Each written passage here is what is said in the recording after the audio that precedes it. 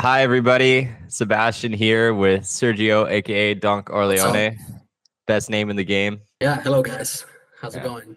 You may know me from, coaching on GTOWizard, all this stuff. Coaching What's up, guys? on Wizard, playing 1K and 2K, and maybe a bit Yeah, higher than that from time to time. every now and again. Cool. So we both brought hands from students, Yeah. and I think we'll start with Sergio's. Okay, so should we start with neither of the hands are like too weird or punty, but I just ordered by like biggest losses, so both are huge losses. They're both on 200 blitz from a student, and I don't know. I already have my thoughts about the hands, but I want to hear what you think. Okay, cool. So let's just start with this one. Where this queen offsuit, we're a little bit deeper, 130 big blinds. Mm-hmm. We 3-bet, we're scut off, and student bets about a third-ish, Mm-hmm. 30% or something like that. Yeah, do you have anything to say so far? Sometimes as students, my brain goes to really nitpicky stuff right Yeah. away that I find Yeah. is maybe not super helpful. You could say that this size is sort of like in between what two parts of your range want to do. Like your ace-x wants to bet big, and then kings and queens and jacks probably want to bet a bit smaller. But like if you wanted to range bet this size, I assume it's pretty much okay. Yeah, I thought basically about the same. I think that the quote unquote best way to play these flops, if you think about your range, you have a lot of you don't have a lot of like random ace-x when you throw it from the big blind. You do have some mixed stuff, but like even ace queen offsuit should be mixed. It's mostly like ace king, and then you have a lot of like kings, queens, jacks, tens, as you said. So I think it's either like what you kind of suggested, which is like a split, or in my opinion, also just playing big or check, right? Like just checking queens and then betting big with ace king, ace queen. That also seems like a pretty reasonable idea. But I mean, yeah, let's just not get too nitpicky. Betting small with like a high frequency and stuff, it's not the worst. We get raised. Okay, so we're already getting in trouble. So what do you think about this? Yeah. So this is a pool where you'll be able to play this person again, right? Yeah, it's splits. Yeah, okay. So like it's not like a Bodog or something or Ignition. Yeah, okay. So I think that whatever villain shows down here is going to be really, really important, because the composition of range is going to have a massive effect on whether or not you need to start playing some 3-bets here, I think. I think that a lot of weaker players are mostly going to find raises with flush draws here. And then the stronger players, probably like some, I don't know, pocket threes, pocket fours, and stuff like that. So, yeah, but I mean, with the spade, I don't know, call just seems like the most natural option to me. Yeah, I would say the same. I think that we could potentially, at least in theory, start looking to stack off on flop. Just because he should have enough like random ace-6 of spades, like ace-9 of spades or something like that. Well, we're blocking that, but he should have enough weaker hands. Like he should raise probably with ace-jack sometimes. Yeah. And but probably stack off. I feel like in practice, I think that the range you suggested, and even I think that even some hands that should be in this range that are not, are like, and will become very relevant later, is like you'll see why I say this, but like 6s and 7s with a spade and 8s with a spade, I don't think those are in range. Not that that matters too much for raising, but you'll see why I point that out. Sergio, for anyone watching who's like, why are we raising 7s with a spade here? Like that's a bluff catcher. Why? What would you tell them? I mean, basically 7s with a spade, 8s with a spade is almost never gonna get to showdown with an actually have more than 50% equity, or you're not going to call for stacks usually. If you call twice, it's two bluff later. Like it's just not going to show down for actual equity, So generally on the flop, you have to be quite liberal with how you treat your it has some showdown, but it's pretty low. It's like, yes, it has showdown, but is it actually going to reach showdown and win ever? or whenever it reaches showdown, it's either as a bluff or some kind of give up, right? Mm-hmm. So I agree. I think that calling is just like the most natural play. Student calls, 3 comes. Okay, so this is with the range that you suggested, even for bluffs, it's already a nightmare because I completely agree. I think that the way people are going to construct this is like even the aggressive players, the players that are trying to play really well and really like balance everything out, they're going to start raising flop with like 5-4, 4s, 3s, and they're still going to miss probably with some of those like real garbage, weird 7s type thing. So that's why I said, like, I think it's the range that you suggested is pretty spot on for how people play, and yeah, it's shit in this turn. Like our hand is shit, but I think we still have to call when he bets quarter pot. I think he has ace queen in this range. He's probably gonna like range bet, or he still maybe has king 10 of diamonds, king jack of diamonds, something like that. Yeah. The sizing on the turn strikes me as a little bit weird because I don't know how many of his hands have gone down in equity. Like our range is not really changed by this card. I would say maybe like ace, like he's just like betting with ace queen plus, which is basically what he raised on flop. Like he raised on flop maybe with ace queen plus, and he's just betting the turn with ace queen plus. So I feel like this is kind of like a range bet type thing. Yeah. But yeah, I guess I agree with you. He could be played a little bit more polar, probably. Okay. He calls, which I kind of agree with, and jack of spades comes. So I mean, everything hits, and we face a shove. What do you think about this? I mean, yeah, I again, like, I think if you're ever in a spot, if you're watching this video, you just have to count the bluffs, right? Yeah, I agree, and I'm not the best at counting, but maybe I can count them with my both hands. Yeah. Like yeah. I was hoping there was a way to turn our hand into a bluff, but there's not. Yeah. So I think that in GTO, this is a pretty clear call, probably. Like you have the ace of spades. It's like you have like ace king without a spade in range. You have ace queen without a spade. You have ace x without any spade. You have I don't know. Probably this is like, as far as bluff catchers go, it's like one of the best. But this is, I mean, I wouldn't call it a punt. So student, spoiler alert, student called and he lost to 4s. I wouldn't call it a punt because it's like an understandable mistake. Like you're just playing 200 blitz, you're playing a bunch of tables, a bunch of hands, and you have ace queen with the ace of spades. You don't want to make a huge deviation. You're just like, I mean, let's just play normal, right? But I think this is a pretty important fold to make. In order to, I mean, you could call this hand and still beat 200 blitz, but I think it's a really like high level fold in the sense that if you actually count the combos, even if he had like 6s, 7s, 8s with a spade, I feel like that's about like 9, maybe king 10, king jack, and like 6, 7. That's like 11, 12 combos of bluffs. And in terms of value, he has 5s, 4s, 3s, deuces, 5-4, flushes, ace 5. So it's like, even if he bluffs as much as he can and as perfectly balanced as he can, he's just gonna get about right. He's just gonna be about right when it comes to the ratio.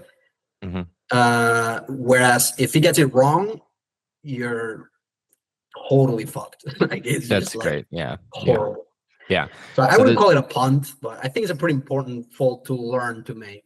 Yeah. There's like a certain number of natural bluffs in any spot. And when there's too many, then you have to give up with some. And when there's too few, you have to fire them all. You have to find every single one.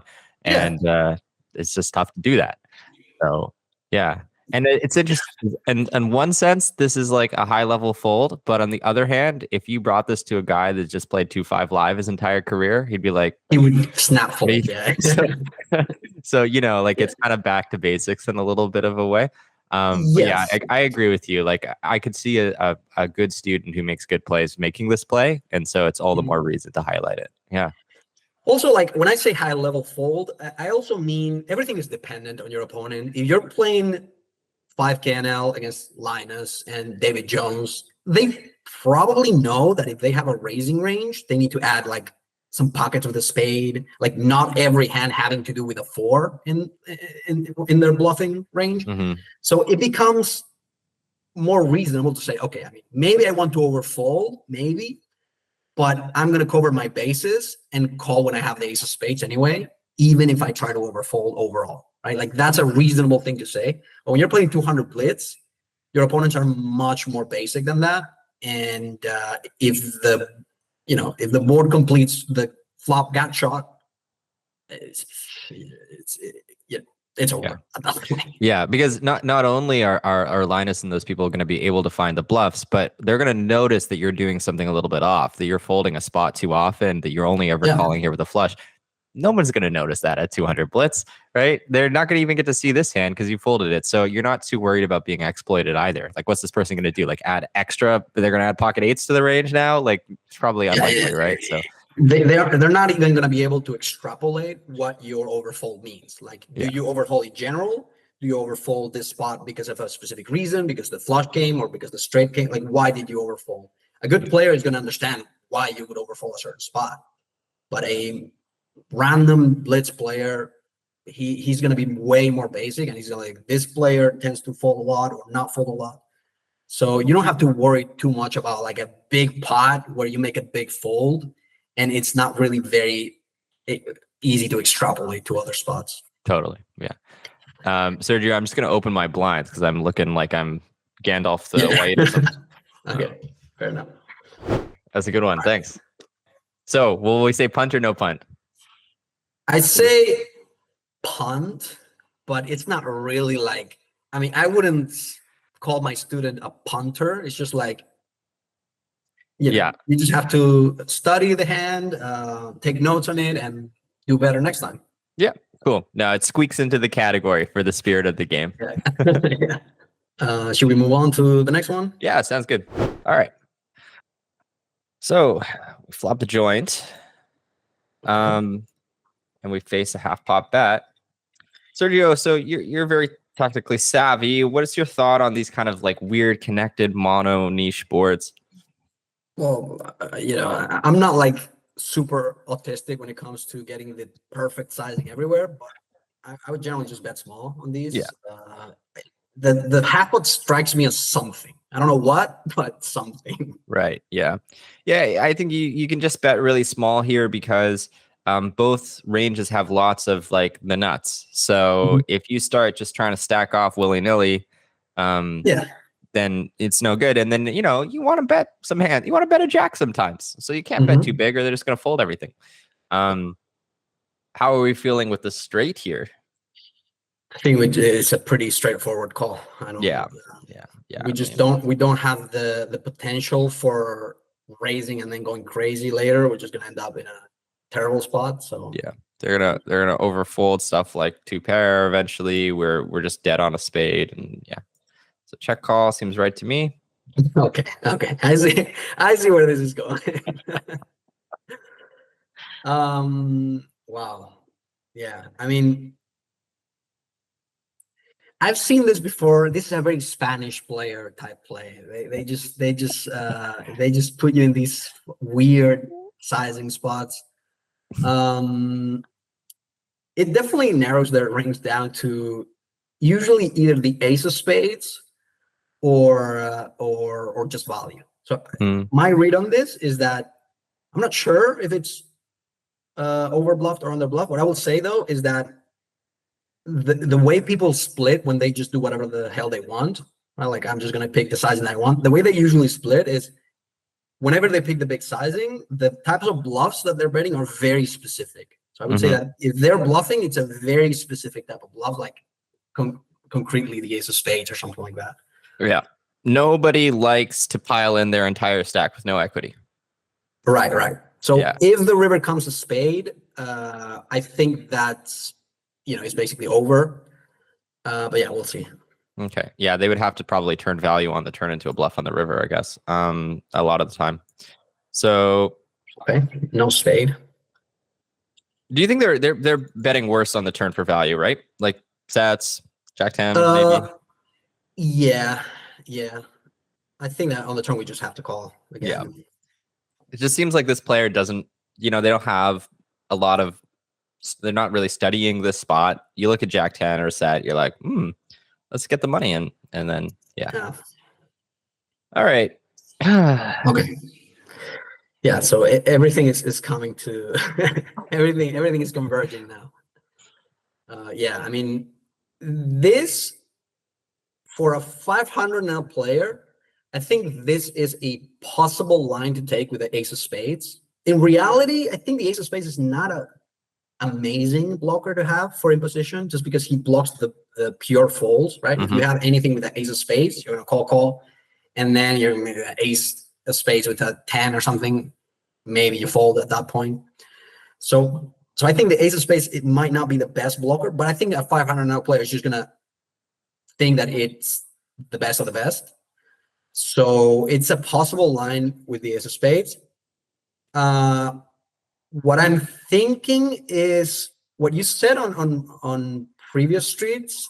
I'm not sure how true this is, but my intuition tells me that the kind of value that goes that big is actually discounting some flushes, because if you have like a small flush, it feels like bad to bet so big for two streets. It kind of feels like you're gonna end up in a lot of four flush scenarios where it's like doesn't make, I don't know. It feels like kind of a set type of line, where with a set you build the pot really big, and if a brick comes, maybe you can check back the river, and if the river pairs, now you can go for value again, right? So it feels like a little bit more of either a really good flush, like a king high flush, ace high flush, or maybe sometimes on the turn like sets. And what I'm basically saying is that that's obviously a hand that is not gonna do this on the river. Like basically the value that takes this line of flop and turn, I feel like a lot of the time doesn't do this on the river. And I feel like he has a lot of hands with the ace of spades, way more hands with one ace of spades than with two spades, and one of them being an ace. So I'm not, I'm seeing things. I'm not sure, but I'm seeing things. It's interesting because I almost feel like a lot of like Rex or whatever, like live Rex, like whatever this player 6 person is, like they tend to actually, when they have the uber nuts, like when they have ace queen of spades here, they really don't want to like overbet the turn, because they're just like, please call. I also agree with that. Yeah. So I could see like the turn bet with a set or a baby flush just being terrified of a spade rolling off and getting unlucky. And then on the river, the sizing scheme, the scheme is a little bit weird. The scheme's weird. Like if you really have the nuts in the turn, you're going to bet smaller on the turn than the river. Maybe you just get here with the ace of spades and you're like, fuck it. Yeah. The sizing scheme kind of matches up to that. I feel like we're going to lose the hand, but somehow I hate the call. Okay. Yeah. I mean, I think call is totally reasonable. If there's ever like a shred of a chance that you could ever beat value, call. Can't be terrible. I think we can ever, I don't think this is ever anything other than flush. I don't know, man. People click buttons with jacks here. But unless we know for sure that this is a good reg or something. I mean, if they're insane, then so be it. Well, let's see. All right. Click it in.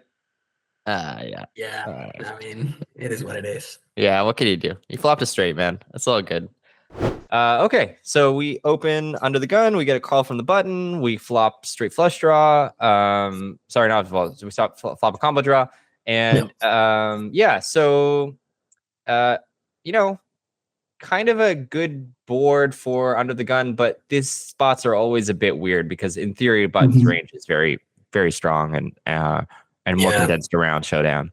So yeah, he should also have a lot of ace queen here. I think in these kinds of spots where you like the boards that are good for you usually contain a king, right? Like ace king 6 or just like a king high board. Usually when they contain a queen, they're not as good. Yeah, Queen is a huge part of the. Like it's like 9 out of 10 times it's like either you flop a board where both of you have like a fair fight or a board where you just cry. Like it's pretty close to getting 3-bet. Yeah. So I wouldn't mind starting out with like a range check here. Either that or just bet small and check. Range check seems easier. Yeah. Okay. You want to check raise? I would imagine we don't have a lot of raises. That's my initial thought. I feel like we're gonna mainly continue because he picked up a pretty big size. Yeah. Well, actually, like we're deeper. We're like 150 deep. I mean, raising is not gonna be bad. I don't know. Right now, I don't have a huge intuition towards either. What I will say is that I feel like this is going to be, if I had to make a read about population, I think that his flop bet, when he picks a big size, this is 200 and out. So if you're playing higher, actually the standard plays to pot this flop or like to bet pretty like even bigger than this because he should be polar to like, ace king plus or something like that.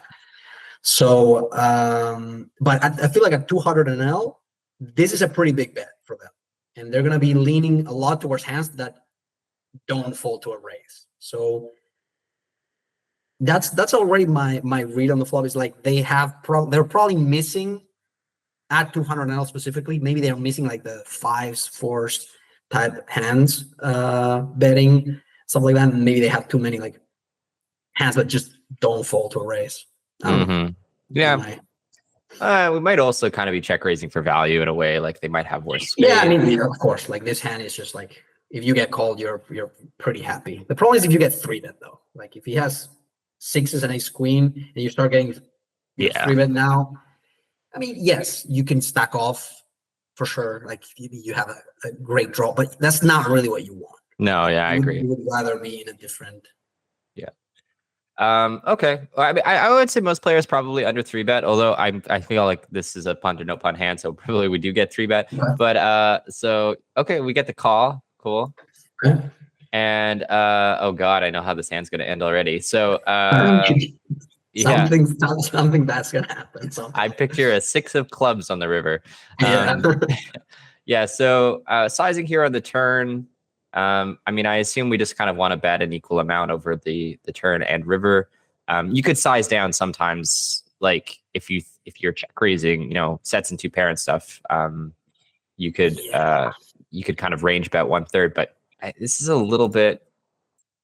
Yeah, I want to say that maybe bet small. Like we raised huge, right? Like we raised to a pretty big size. So our range is probably like just like a bunch of 6s and flushes at this point. Like it's probably, I want to say maybe a range bet for small. I'm not sure. But yeah, pocket queens and pocket 6s, maybe ace queen, and then like it's hard to have a hand that really wants to check after we make such a big raise on the flop. Totally. It's not like if we make a small raise, we could have like ace king and now we want to check or something. Yeah. Okay. So maybe we range bet 40%, 33%, something like that. Yeah, sure. Yeah. I mean, okay. Yeah. This is not good. It's so specifically the queen, which makes ace queen also like. That's true. Yeah. Yeah. So if it was a 6, he only has one combo of 6s and ace queen is not a boat, but the queen is devastating, completely devastating. Yeah. And this is why we size down turn, right? So that we can get to the river with our boats and stuff. So, well, not the reason why, but it's a nice product of not betting a massive amount on the turn is that we still have boats in our range.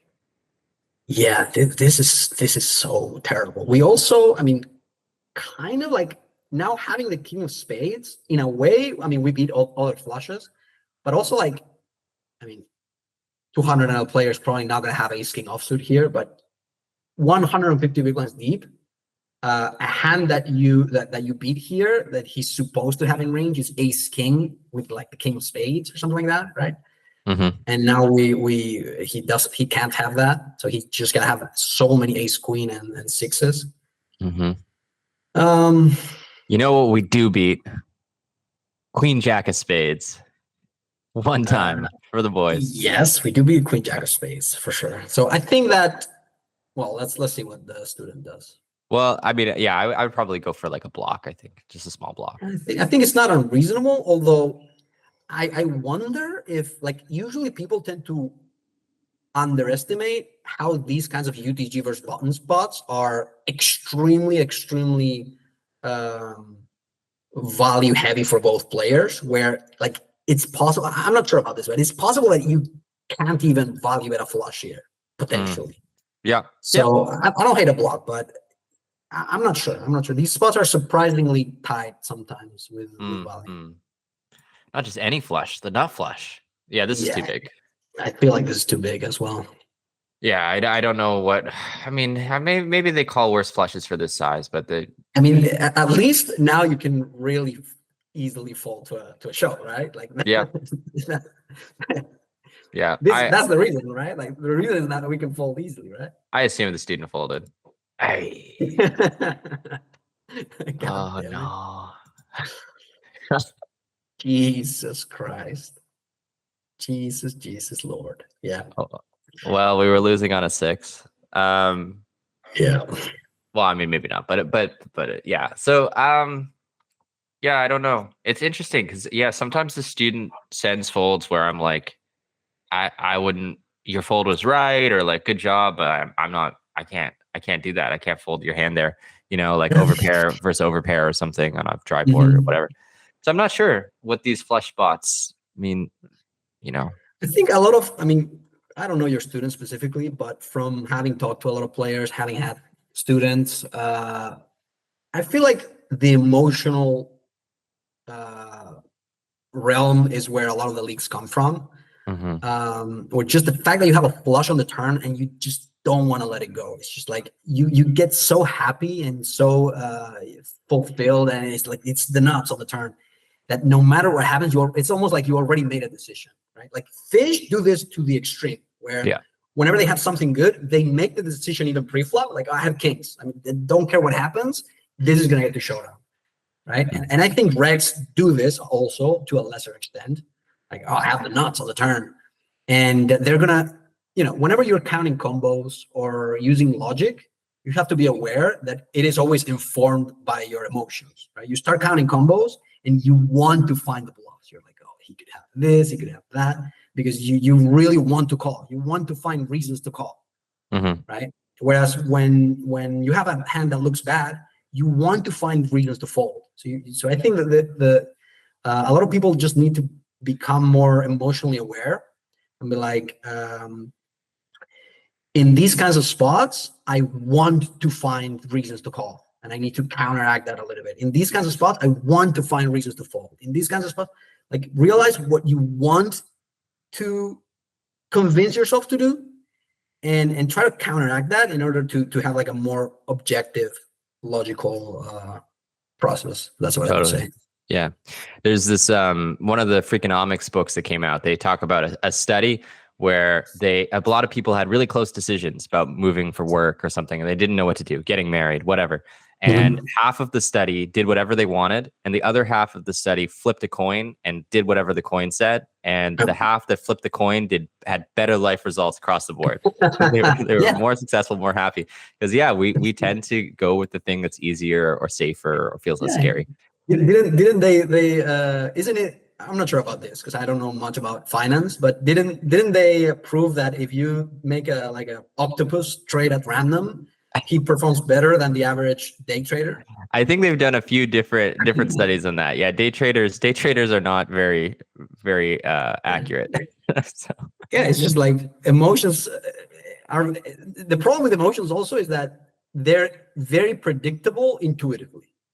Right? That's the problem that emotions have. This is why I think if you don't have any idea about exploits and where to call more, where to call less, if you just RNG every spot, you would do better than trying to think, right? Sometimes like not thinking works better than thinking. That's why I love going about my life not thinking. No, I just get, but yeah.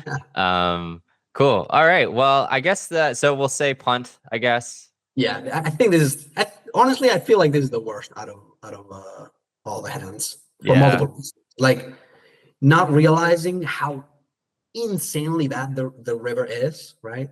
That's like a big point. Because the flop bet is already very weighted towards ace queen and sets. And then, right, like also the idea is there's a, because I don't know if this is the same student as the ace queen of diamonds guy. It is. But yeah, but if you're betting your hand for its most bigger size that you can, right? If you're doing that, it's already because you believe that's its worth. Like if you're betting 2/3 with this hand because let me just be greedy as hell and just bet as big as possible, you already think the hand is worth 2/3. So whenever you get raised, you should realize that at most it's a bluff catcher because you already established that it was worth less than your whole stack. Right. You already established that by choosing a really big bet, but not all in. Right. And with ace queen of diamonds, it's the same. You're betting 3x pot because you think the hand is worth 3x pot. Right. So if the guy goes a billion big blinds, now because of the play you made, you're already committed to the fact that your hand was worth less than what your opponent is putting into the pot. Right. So that's something to think about. Yeah, that's a really useful heuristic. Like if you're trying to evaluate the strength of your hand, just like ask yourself, well, if you had jammed here, would you think it's a value cut? And then if so, then when you're facing the jam, you're not value catching. It's not worth that. Yeah, exactly. Yeah. Cool. All right. Well, I guess that is that's all the hands that I brought today. So I don't know if there's any other parting advice you want to give to maybe Europeans watching or poker players in general, any of the Spaniards in the house? Yeah. I mean, Spaniards, just keep doing what you're doing. Don't change your ways. All right. Just keep just going at it with the dust balls. And yeah. But no, for real. I think that if I want to give like the most useful advice that in the shortest way that I can, it would be poker.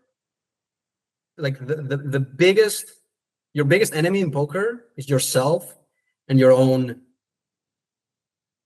maybe emotions or just like logical flaws. So I think the best thing you can do in poker is to try to know yourself, learn about what you think, learn about what you feel about spots, and try to plan out a way to circumvent those leaks and try to be more aware of your own psyche, I guess. Yeah, it's a good point, and it makes the game all the more beautiful and exciting. That's just a huge part of growth within it.